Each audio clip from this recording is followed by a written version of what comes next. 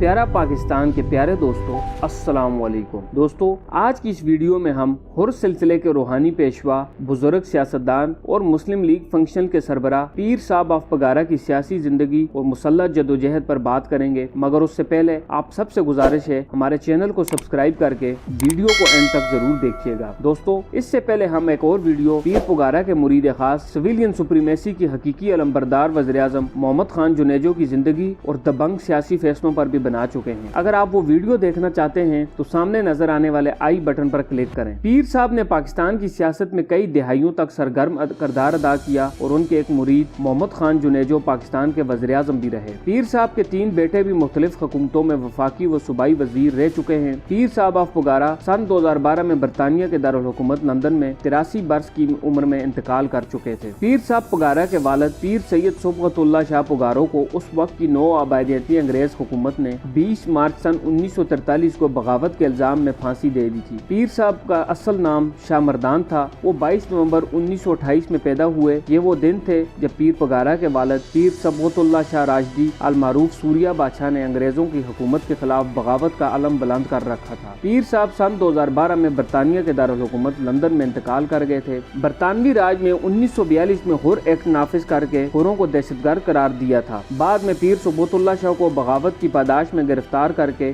20 मार्च 1943 को हैदराबाद जेल में फांसी दे दी गई और उसके साथ ही गद्दी को मुअत्तल कर दिया गया। उसके बावजूद उनके साथियों ने गोरीला कार्रवाइयों का सिलसिला जारी रखा। सन 1946 में पीर सुबगतुल्लाह शाह के फर्जंद शाह मर्दान शाह को बरतानवी हुकूमत ने पहले अलीगढ़ के स्कूल में दाखिल कराया, बाद में लंदन में नजरबंद कर दिया। उस वक्त उनकी उम्र 18 साल थी, ताहम लंदन में उनकी तालीम का सिलसिला जारी रहा। सन 1949 में उस वक्त के वज़ीर-ए-आज़म लियाकत अली खान ने लंदन में पीर पगारा से मुलाकात की और उन्हें यकीन दहानी कराई कि वो पाकिस्तान वापस आ जाएं तो उनकी गद्दी बहाल कर दी जाएगी। उस यकीन दहानी के बावजूद वो लियाकत अली खान की खिलाफत के बाद सन 1952 में वतन वापस आए, जिसके बाद गिरफ्तार हुरों को रिहाई मिली। 9 साल 12 दिन के बाद 4 फरवरी सन 1952 में पीर पगारा की गद्दी बहाल कर दी गई। उस बाबत हैरपुर के इलाके पीर जोगोट में एक बाज़ाब्ता तकरीब रखी गई, जिसमें शाह मर्दान शाह की पीर पगारा के हैसियत से ताजपोशी की गई। सन 1965 में पाकिस्तान के बानी मोहम्मद अली जिन्ना की हमशीरा फातिमा जिन्ना ने फील्ड मार्शल अयूब खान के खिलाफ मुहिम शुरू की तो पीर पगारा ने अयूब खान का साथ दिया। सन 1991 में मुस्लिम लीग में इख्तलाफात के बाद मुस्लिम लीग मुख्तलिफ दड़ों में तकसीम हो गई और पीर पगारा ने मुस्लिम लीग फंक्शन के नाम से अपनी जमात बना ली। जनरल परवेज मुशर्रफ के दौर हुकूमत में जब मुस्लिम लीग को एक प्लेटफार्म पर इकट्ठा करने की कोशिश की गई तो उस वक्त भी पीर पगारा ने अपनी जमात को उसमें जम होने नहीं दिया। पीर पगारा एक मुनफरिद स्टाइल के मालिक थे। वो सिगार पीते और घोड़ों की दौड़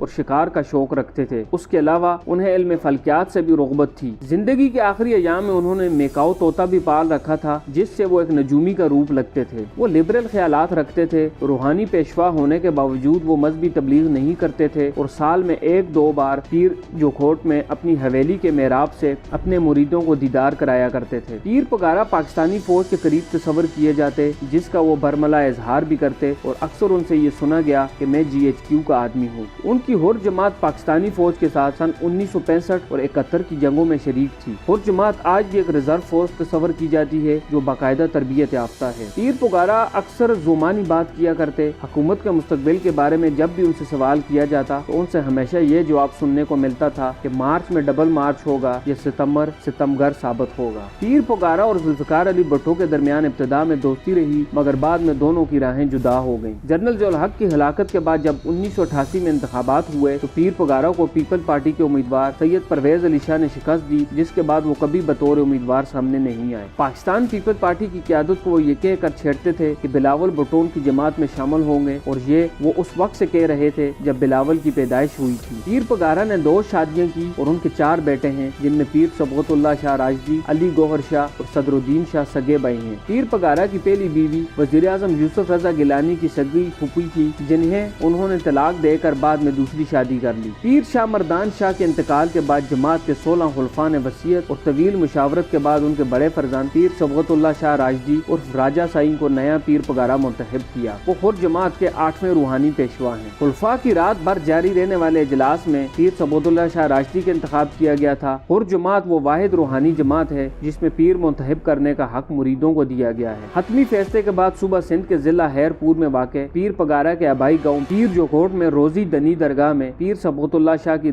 गिरफ्तार बंदी की गई, जिसमें गौसिया जमात के रूहानी पेशवा मखदूम शाह महमूद कुरैशी, उस वक्त के वज़ीर-ए-आज़म यूसुफ रज़ा गिलानी और उनके फरजंद अब्दुल कादिर शाह जिलानी भी शरीक थे। मौजूदा पीर पगारा पीर सबूतुल्लाह शाह राजदी 1990 से लेकर 1997 तक 3 बार रुकन सिंध असम्बली रह चुके हैं और सन 2018 के इलेक्शन के बाद GDA के सरबराह भी हैं। सर पर सफेद रंग की टोपी या पगड़ी हुरों की खास पहचान है। पीर मर्दान शाह की नमाज जनाजा में उस वक्त के वज़ीर-ए-आज़म यूसुफ रज़ा गिलानी, वज़ीर खारजा शाह महमूद कुरैशी, वफाकी और सूबाई वज़रा समेत मुख्तलिफ गदी नशीनों ने शिरकत की थी। जनाजा गाह को 2 हिस्सों में तकसीम किया गया था। पहले हिस्से में राजदी खानदान, सियासी शख्सियात और गदी नशीन मौजूद थे, जबकि दूसरे हिस्से में मुरीद और अकीदतमंद मौजूद थे। मुरीदों की बड़ी तादाद अपने रूहानी पेशवा का आखिरी दीदार न कर सकी। नमाज जनाजा के बाद मुरीदों ने आगे बढ़कर दीदार करने की कोशिश की, मगर रजाकार लाठियों और सीटियों की मदद से उन्हें दूर करते रहे। ये मुरीद सख्त सर्दी में पूरी रात मजार के खाते में सिर्फ दीदार के लिए मौजूद थे। राजदी खानदान की रवायत के मुताबिक पहले नए पीर पगारा का इंतखाब होता है, जिसके बाद दुनिया से कूच कर जाने वाले पीर की तदफीन की जाती है। वो मुस्लिम लीग के एक बड़े फंक्शन लीग के सरबराह थे, लेकिन उन्हें पाकिस्तानी सियासत में सरगर्म तमाम अहम जमातों और ग्रोहों का एतमाद और एहतराम हासिल था। सिंध हुकूमत ने पीर पगारा के इंतकाल पर सूबे में 3 रोजा सरकारी सोग और आम तातील के ऐलान भी किया था। दोस्तों, अगर आप जानना चाहते हैं कि पाकिस्तान और दुनिया भर की इस्माइली बिरादरी के 48वें इमाम सर सुल्तान आगा खान सोम कौन थे और उनकी पाकिस्तान के लिए क्या सियासी खिदमात थी, तो स्क्रीन की राइट साइड पर नजर आने वाली वीडियो पर क्लिक करें। बहुत जल्द एक और नई वीडियो के साथ आपसे दोबारा मुलाकात होगी। तब तक के लिए अपना ख्याल रखिएगा। अल्लाह हाफिज।